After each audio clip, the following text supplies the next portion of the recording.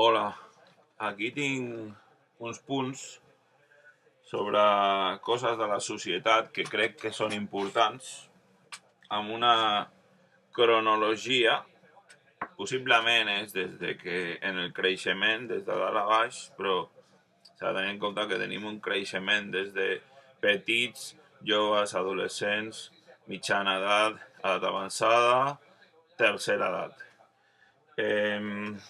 Tindríem que pensar en l'escola d'infància, perquè a l'escola d'infància les places són limitades i s'han de buscar la vida als pares per portar els fills a les escoles d'infància més properes dintre del límit que es pugui, perquè a vegades tenen que anar una mica lluny. Pati de l'escola, lleure. El pati de l'escola és molt important perquè fa que els nens desenvolupin més la seva creativitat i és el lleure, el pati de l'escola, el lleure el que fa que amb els jocs, amb l'esport, amb no gaire desenvolupament físic, només d'introductori, i després les extraescolars. És molt important les extraescolars. Hi ha col·legis que no donen prioritat a les extraescolars, però les extraescolars són molt importants perquè fan que el nen tingui un hàbit d'higiene, d'hàbits higiènics.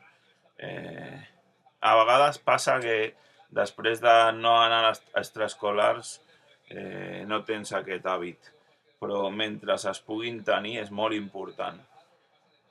Sobretot perquè s'està en el desenvolupament del nen, en fer-se una persona més adulta o preadolescent, es podria dir. Després l'escola seria els barris. En el cas del meu barri hi ha a Nou Barris, a Prosperitat, hi ha diversos col·legis privats que tenen més sobrenom i és una contradicció, perquè si és un barri molt públic, molt que no és privatitzat ni capitalista, que és laic, en certa manera, no arriba a estar més predominant la pública.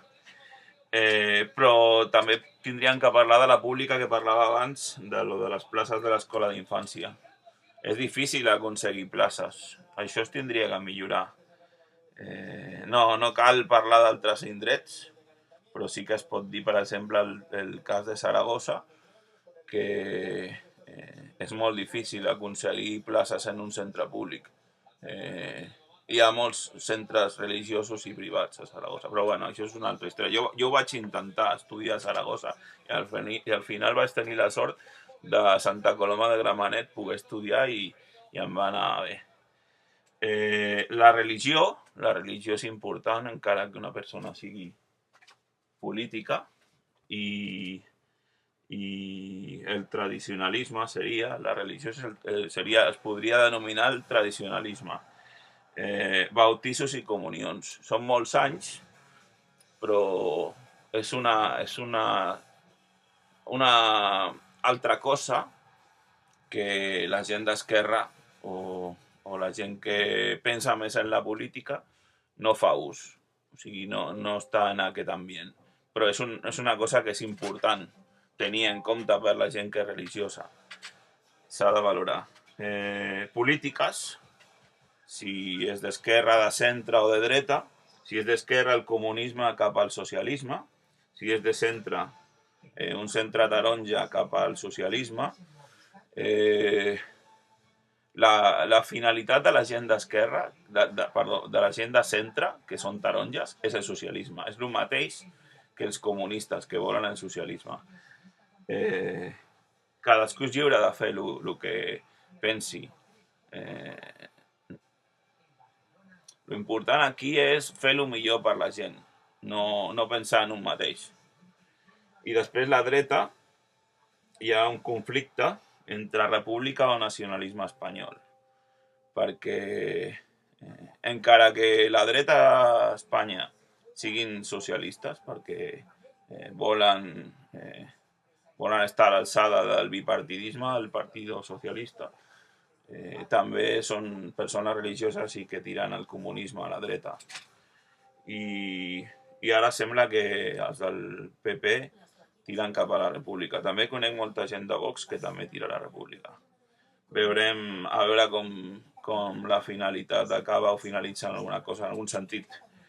Després, el del perfeccionament, si es va a un institut de grau mig o grau mitjà, i la universitat cada vegada més públiques. Hi ha cada vegada a Catalunya més universitats públiques. A altres indrets no es pot dir el mateix, com per exemple a Madrid, la Universitat Europea, la Rei Juan Carlos, la UDIMA, després està l'altra, la UNED, que hi ha seus a Aragó i a Barcelona i a Catalunya. Aquesta seria mixta. És una universitat molt casada amb l'estat espanyol. Després està el tema dels esports. Jo sé que en aquest tema hi ha discrepàncies, perquè tothom fa neteja per al seu esport. No està content amb les coses que passen. Tothom és familiaritat, tothom és com de carinyo al seu esport i no mira els altres. Però s'ha de veure més enllà de lo que tens tu.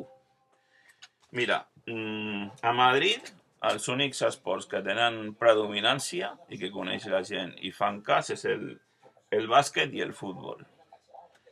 A Espanya, el triatló, tenint en compte els tres sectors, atletisme, ciclisme i natació, però és més important de cara a la política el triatló. El futbol sala, que se li discrimina per ser futbol sala i no tindria que ser així. El handball, que és un esport que ens ha donat molts bons resultats. I el voleibol. Voleibol, un esport molt practicat, molt difícil d'entrenar i que no se li ha de marginar. A Catalunya el que més predominància té és el hockey, a molts indrets de Catalunya, des de Terres de l'Ebre, Osona, etc. I les curses de muntanya. Cada vegada hi ha més auge, hi ha més gent que practica les curses de muntanya. L'única cosa és el perill que té, però hi ha molts corredors de muntanya. Després, encara que hi ha molta música, i hi ha gent que pensi, bueno, és que t'has deixat el rock, tal i qual. Bueno, sí, a mi m'agrada el rock, però jo el que vull parlar seriosament és que totes les coses que jo veig i he citat, tindria que citar la música electrònica. A Catalunya el que predomina és la màquina, el hardcore, el progressive i el techno. A València el progressive i les cançons cantades, i a Madrid el progressive i el techno. Dic que la música de Madrid és la més estimada per part dels discjòqueis i les discoteques de Catalunya i València. Té més renom les discoteques de Madrid, encara que hi ha gent que margina a la gent de Madrid. No saben els esforços que fan i el bon ambient que hi ha. Voldria parlar també del tren, que soc especialista. La gent, quan va en tren, el que vol és efectivitat. Que el tren vagi d'un lloc a un altre sense trigar més per fer un transbordament o per un temps que estigui aturat a una estació. De més, la gent vol tecnologia, vol que siguin trens amb televisió, amb cafeteria, que els seients siguin bons, coses així. Els models, hi ha models que tenen velocitat i la gent el que vol és que hi hagi trens que van a 160, que van a 180, això és el que li agrada a la gent, encara que les vies hi ha trams que no estan preparats per això.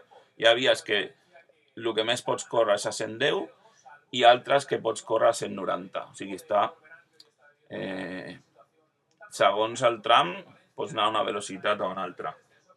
La gent vol confort, la gent no vol estar en trens que tenen societat, que encara que els rentin es nota que un tren està com vell. I el bo d'això és que hi hagi un remodelament. O sigui, que si és un tren antic, que estigui fet nou dintre de lo que havia abans. Que és, per exemple, els trens que van des de Barcelona a Saragossa per les Terres de l'Ebre, que són tots remodelats. La gent pensa que són antics, però és que el que estan és remodelats. I són els antics. Abans ja anaven a 140, que eren els electrotrens, i ara van amb els nous, que fa molts anys. Tenen de vegades averies, jo ho sé, però fa molts anys que eren intercities i que els van remodelar a mitja distància, que ara van a la velocitat que anava l'Intercity, perquè és el mateix model, el que passa és que està remodelat, i és l'antic Intercity, que ara és mitja distància. Mitja distància, abans es deia Catalunya Express, i ara es diu regional, o mitja distància. Clar, això, el que depèn és els recursos que té cadascú monetaris, perquè, per exemple, hi ha un regional que va a Lleida, a l'Avant, que tu pagues 9 euros a les 7 del matí, o algo més, poca cosa, i arribes per via AVE dels trens cars i no tenen parades i tu vas en un cotxe de tren que és tecnològicament és molt bo i molt bé amb molt confort. S'ha de pensar de portar aquests trens a més llocs.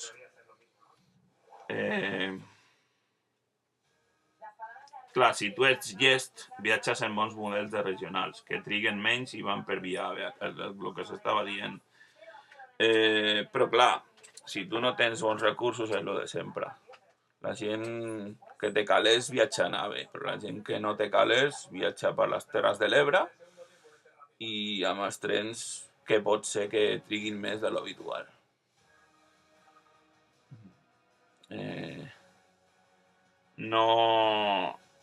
No hi haurà canvis fins que ho facin amb valor i ho facin amb determinació en aquest aspecte. Volia parlar també de 2 vies, perquè ja sé que a tota Espanya hi ha canvis en les vies i coses que s'estan fent, que això depèn de Renfe i dels polítics, però la via de València, Terol, Saragossa, Canfranc, frontera amb Pau, és una via que els aragonesos porten molt de temps fent política perquè s'arregli aquesta via i vingui de València al Pirineu d'Osca. Se li ha fet molt enrevessament. Se li ha fet molt corredor cantàbrico,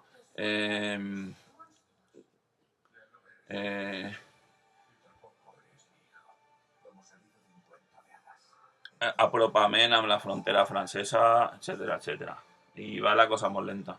Per el que sembla, estem a prop o estan a prop de fer una electrificació de València a Terol i mica en mica s'estan fent coses, però la realitat és la que és.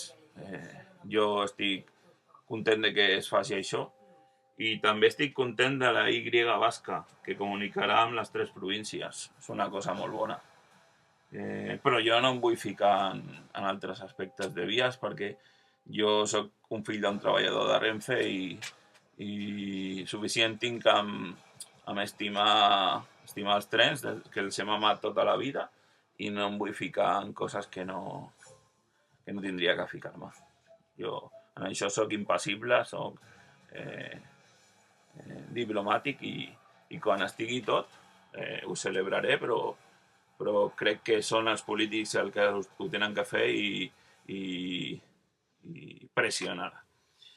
Al final tot ho fan els sistemes d'equip de govern dels ajuntaments, aquest aspecte. Si els ajuntaments posen els calés, ho fan aviat. Si mana el PP o Vox i està el país governat per el PSOE, és difícil que es facin coses a aquests ajuntaments. És que també és una cosa d'intel·ligència. Si el president no vol fer coses per la dreta, està fent bé, però també ha de pensar en la història. Si una localitat històricament ha sigut d'esquerra, també s'ha de tenir estima i carinyo per a aquesta gent. Estan en minoria, també mereixen un crèdit, una alegria. Després el tema de la sanitat, la pública molt bona, tenim que acceptar el que paguem els nostres impostos, per això tenim dret.